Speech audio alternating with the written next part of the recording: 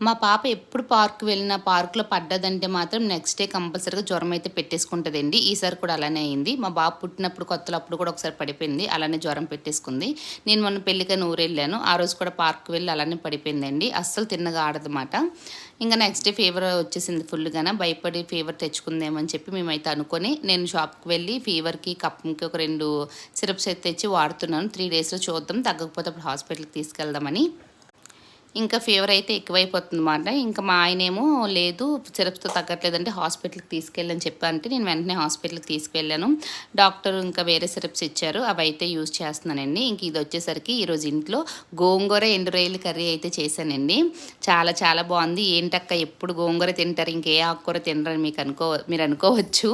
లేదండి అంటే ఎప్పుడైనా మంగళవారం గానీ, ఆదివారం గానీ నాన్ వెజ్ తింటాం కదా! ఆ రోజున మాత్రం మ్యాక్సిమం ఎండు చేపలు ఏమైనా ఉంటే అవి వండడానికి ట్రై చేస్తాను. గోంగూర కాంబినేషన్‌తో చాలా బాగుంటాయన్నమాట. ఒకసారి ట్రై చేసి చూడండి. కర్రీ అయితే చాలా చాలా బాగా వచ్చిందండి. మా పాప కూడా తిన్నది. అంటే ఫీవర్‌తో పెట్టేస్తున్నారని అనుకోవచ్చు. లేదండి ఫీవర్ రాకముందు పెట్టిన వండిన వీడియో మాట ఇది. అది ఇప్పుడు పోస్ట్ చేస్తున్నాను. ఇంకా మా అత్తయ్యకైతే ఇచ్చాను. టేస్ట్ ఎలా ఉందో చూడమని. అత్తయ్య రుచి చూసి చెప్పండి ఎలాగుందో. గోంగూర ఎండు రొయ్యలు. వేడిగా ఉన్నాయి రెండును.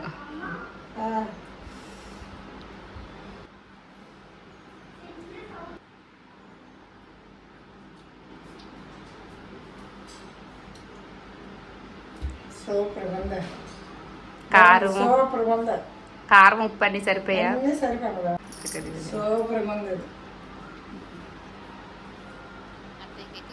పెట్టేశానండి. తర్వాత నేను కూడా వేసుకొని తినేసాను. టేస్ట్ అయితే చాలా చాలా బాగుంది. తప్పకుండా ట్రై చేయండి. వీడియో నచ్చితే ఒక చిన్న లైక్ ఇవ్వండి. మన ఛానల్ సబ్స్క్రైబ్ చేసుకోండి. Bye bye.